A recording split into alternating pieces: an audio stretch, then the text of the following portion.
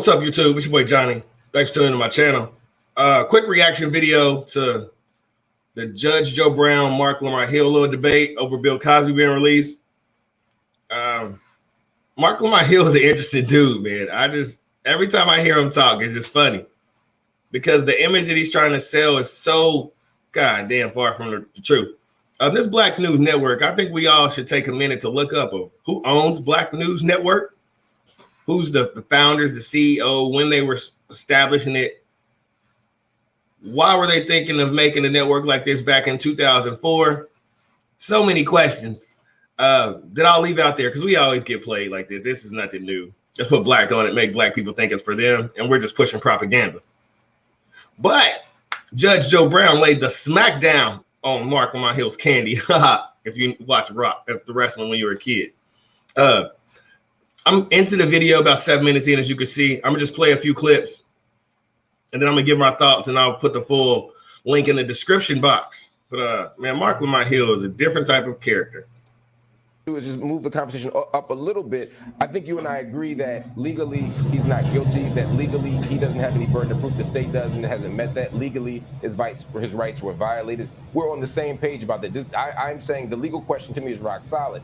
But I think what was happening yesterday was people were conflating those two things. They were acting as if because the state didn't meet its burden and because he was released based on the fact that he didn't get due process, or his due process rights were violated, that was somehow proof of the belief that many people had that Cosby was actually not just legally not guilty, but actually didn't do anything at the moral and ethical level. And hold on 1 second. I just want to place.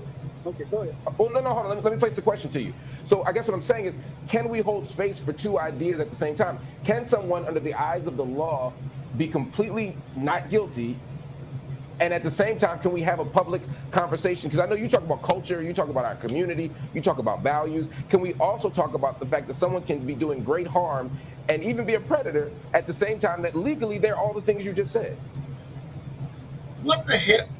Bill Cosby, old ass Bill Cosby, is a threat to the black community. Who some chicks came out 20, 25 years later who willingly went to his hotel room. He's a threat. What is Bill Cosby about to go do to the black community?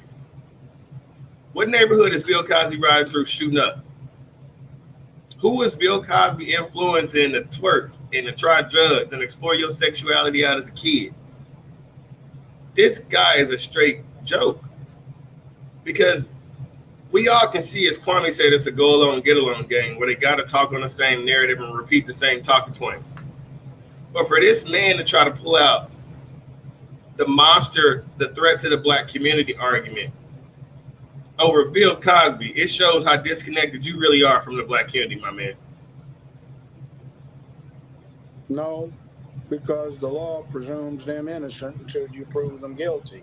It is a specious thing. That's part of this new paradigm where everybody gets a trophy, a participation ribbon. Nobody's feelings get hurt. Freedom of speech gets restricted if somebody feels uncomfortable or undelighted by what is being said.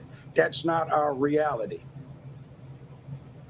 So let me ask you a question. When George Zimmerman killed Trayvon Martin and the jury found him not guilty, do you feel that the black community should not have continued to express outrage and call George Zimmerman the killer because under the law he was innocent? I feel if the black community really felt he was innocent, they should have grabbed a gun and went to Florida and found his ass, like they do when you shoot somebody's cousin or you shoot somebody's brother or somebody's bro. You know, in Kansas City here, this is actually my homeboy's daughter and his son. My homeboy's son got killed, and his daughter went and shot the dude and then texted her dead brother and said, "I got him. I got revenge for you." Little dude played at Hogan. I grew up playing with basketball with his daddy my whole life. So when we want revenge, we go get revenge. So once again, when you say the black community shouldn't have been outraged, and the black community could have did a lot more. But I'm sure George Zimmerman is somewhere chilling in a big ass house right now. And I'm sure right now there's somebody planning to go shoot their ops. So stop painting this message that we just so soft and we just so distraught over George Zimmerman.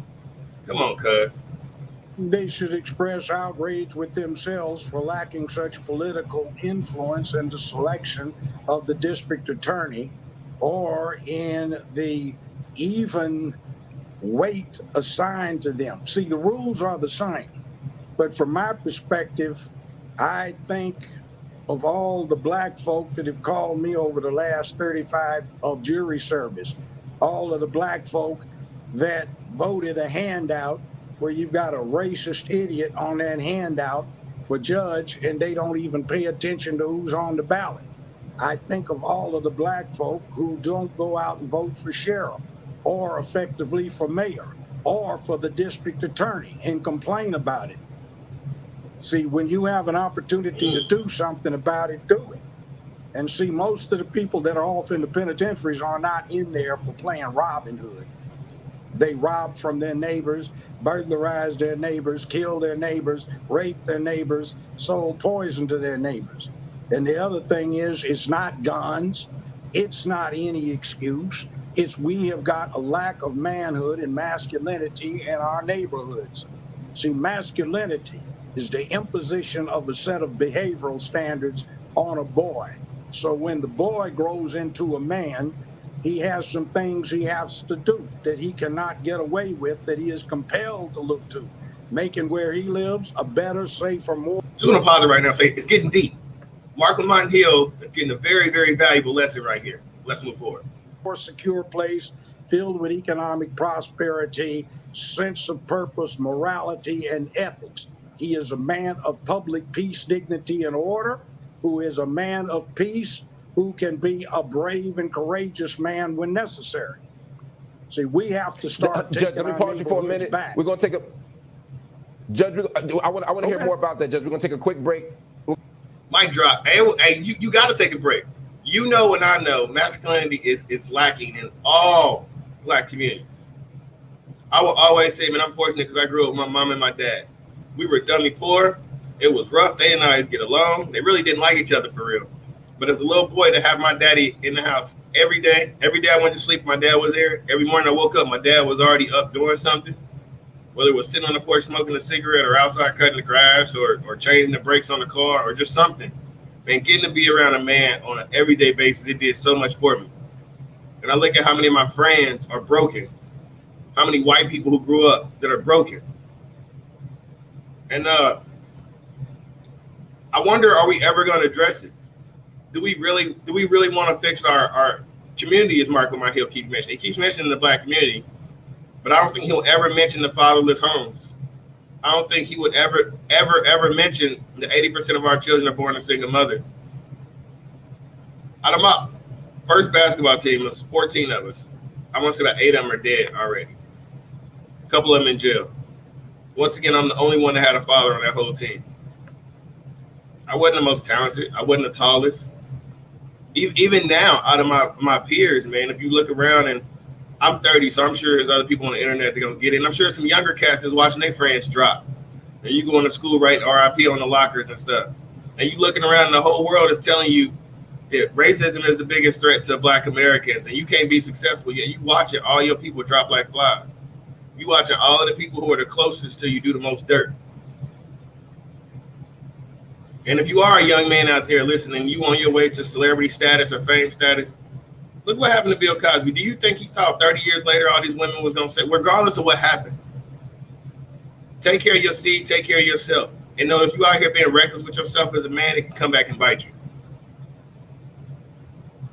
I know we live in a society in the music videos and the rappers, they show you 4 or 5 girls twerking and the 2 or 3 girls in the bed. They don't talk to you about child support. They don't talk to you about stress. As a man, find your purpose, find your passion, stick to it, and grind. Because you don't want to be super successful. The next multimillionaire, the next LeBron James, Michael Jordan, Mikey Williams. You 20 years deep in the league, 4 or 5 MVPs, and then you get a bunch of women coming out talking about you did this X, Y, and Z to them. Avoid these traps. Avoid these situations. I'm gonna put the full video in the description in the box.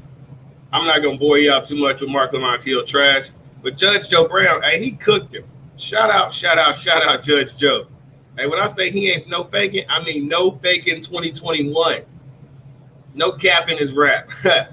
Until next time, YouTube, watch my other videos, spread love, spread positive vibes. remember, there's no